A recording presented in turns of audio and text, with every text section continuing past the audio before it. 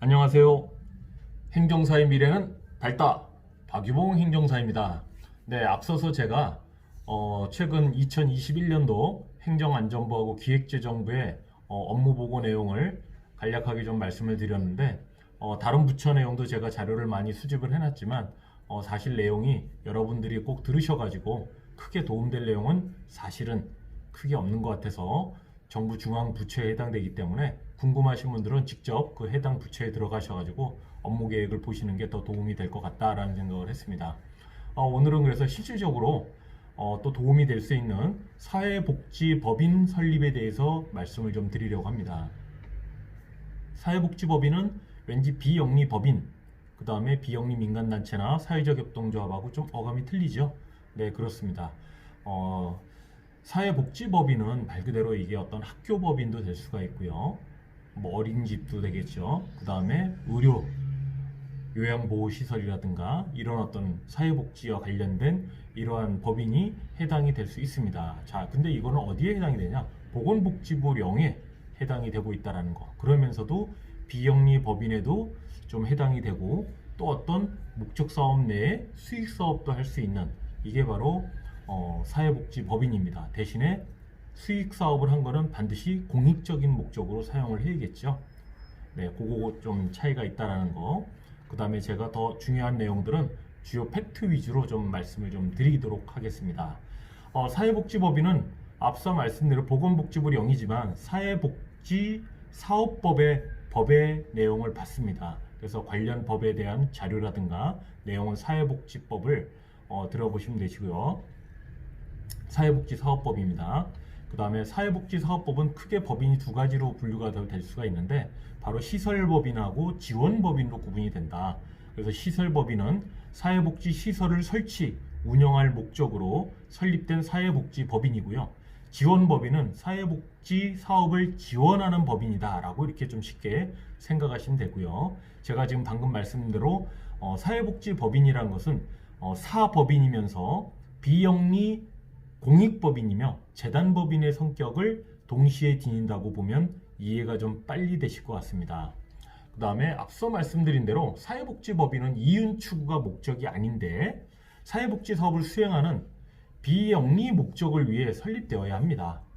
그래서 사회복지사업법 제28조에 보면 법인은 목적 사업의 경비에 충당하기 위하여 필요할 때에는 법인의 설립 목적 수행에 지장이 없는 범위에서 수익 사업을 할 수 있다라고 이렇게 명시가 되어 있습니다. 이 점 꼭 명시하시고요. 그 다음에 대신에 앞서 말씀드렸죠. 수익은 언제나 사업 목적의 수행에 충당되어야 한다라고 이렇게 되어 있습니다.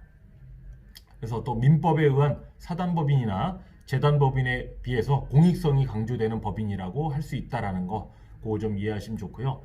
사회복지사업법 16조에 따라서 사회복지법인의 설립 허가를 받으려는 자는 반드시 법인 설립 허가 신청서에 보건복지부령으로 정하는 서류를 첨부해서 사회복지법인의 주된 사무소의 소재지를 관할하는 시장, 군수, 구청장에게 신고를 하고, 그래서 시장, 군수, 구청장은 접수받은 내용을 검토를 해서 검토 의견서를 첨부해서 각 시도지사에게 제출해서 허가를 받아야 한다라는 절차라는 거, 요거 꼭 명심을 하시고요. 그 다음에 신청할 때 그 자산이 있죠. 기본재산과 보통재산이 있는데 이 자산에 관한 실지조사의 결과와 사회복지법인의 설립의 필요성에 관한 검토 의견을 시도지사한테 반드시 포함해서 제출한다라는 거, 요거 꼭 알아두시기 바랍니다. 법인을 설립하기 위해서 기준이 되는 정관을 정하고 그에 대한 어떤 세부 사항을 해야 되는데 앞서 제가 뭘 먼저 제출한다고 했죠? 시군구청장한테 설립 허가 신청서죠. 그래서 사회복지 관련 법인을 설립하기 위해서는 보건복지부 장관의 허가를 받아야 됩니다. 이를 위해서는 법인 설립 허가 신청서를 첨부해서 사회복지법인의 소재지 관할 단체장한테 보낸다고 그랬죠. 그래서 여기에 들어갈 때는 반드시 설립 취지서 한 부, 그 다음에 정관 한 부, 재산 출현 증서 한 부, 그 다음에 재산의 소유를 증명할 수 있는 서류, 재산의 평가 조서, 재산의 수익 조서, 임원의 취임 승낙서 및 이력서, 이사 추천서, 사업계획서 및 예산서가 갖추어져야 될 준비 서류입니다. 그 다음에 재산 설정으로 들어갈 수 있는데 재산은 말씀드린 기본재산과 보통재산이라고 했죠. 그래서 사회복지 사업에 필요한 재산을 소유해야 하고요. 그 다음에 재산의 출현인데 법인 설립자는 출현 재산의 어떤 종류에 관하여 목적 사업에 필요한 재산을 출현을 해야 됩니다. 그래서 이게 부동산이 됐든 동산이 되었든 채권이 되었든 다양한 형태의 어떤 출현이 가능하다라는 거, 그거 말씀을 좀 드리고요. 사회복지법인을 설립할 때 중요한 게 바로 정관이죠. 사회복지법인의 바이블입니다. 이 정관을 할 때는 반드시 들어가야 될 내용이 자산 및 회계, 그 다음에 임원의 구성이죠. 그 다음에 이사회 등에 관한 내용을 상세히 기재를 해야 되고요. 또 수익사업이 무슨 수익사업을 할 것인지, 그리고 사무조직 및 운영, 그 다음에 정관 변경 및 해산 등에 관한 세부 규칙을 정확하게 명시를 어디다 간다? 정관에 해야 된다라는 거. 그 다음에 설립자나 발기인 등 법인의 설립에 관계된 자는 정관에 대한 성명과 함께 서명을 기재를 해야 한다라는 거. 그거 꼭 알아두시고요. 그 다음에 임원을 선정한다고 그랬는데 사회복지법인 설립을 위해서는 이사, 대표이사를 포함하죠. 포함해서 7명을 이사를 선임을 해야 되고요. 감사는 2인 이상 설립하도록 되어 있습니다. 그래서 여기에는 의사결정기구인 이사회를 반드시 두어야 되고요. 감사 중에 또 한 명은 법률 또는 회계에 관한 지식이 있는 사람이어야 한다라고 이렇게 되어 있습니다. 그래서 대통령령으로 정하는 일정 규모 이상의 법인은 시도지사의 추천을 받아 감사인에 속한 사람을 선임을 해야 된다라고 하니까 뭐 회계사라든가 세무사 어떤 이러한 자격이 있는 분들이 하시는 게 추천하시는 게 좋겠죠. 그래서 이러한 어떤 준비 서류를 관련 다 준비해서 신청을 하면 시도지사의 허가를 받아야 되는데, 이때 설립자의 재정 능력, 의도, 목적 사업의 비영리성, 수익 사업의 성격 등을 엄격하게 심사를 하게 됩니다.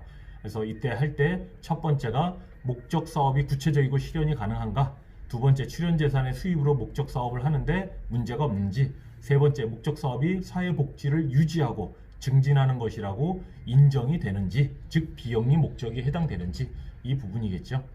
그래서 기타 뭐 사회복지법인의 어떤 회계 부분, 수입과 지출에 대한 관리, 그 다음에 수입은 어떻게 구분한다, 지출은 어떻게 한다라는 내용이 있는데, 간단하게 수입 먼저 말씀드리면 모든 수익금의 수납은 이를 금융기관을 통해 가지고 취급을 해야 되고요. 수입원이 아니면 이를 수납하지 못한다라는 거. 그 다음에 수입원의 수납 수익금은 이 길까지 금융기관에 반드시 예입을 해야 되고, 수익금에 대한 금융기관의 거래 통장은 회계별, 법인이나 시설이나 수익사업의 어떤 회계별로 구분될 수 있도록 보관, 관리를 해야 된다라는 거. 그 다음 출납, 완결 연도에 속하는 수입 기타 예산의 수입은 모두 현재 연도의 예산에 편입을 해야 된다는 거. 마지막 과오납 수익금은 수입한 세액에서 직접 반환을 해야 된다는 거. 그리고 지출에 대해서는 선급 지급 가능한 경비의 범위를 설정을 하고요. 추산 지급 가능 경비의 범위도 설정을 해야 된다는 거. 그래서 제가 오늘 사회복지법인 설립에 대해서 좀 중요한 팩트 위주로 좀 말씀을 좀 드렸으니까요. 사회복지법인 설립하실 때 이 사항들 중점적으로 좀 관심 있게 보시고 진행하시면 도움이 좀 되실 것 같습니다. 오늘 사회복지법인 도움이 좀 되셨으면 좋겠고요. 항시 긍정적인 마인드로 행정사 추진하시면 많은 도움이 될 것 같습니다. 감사합니다.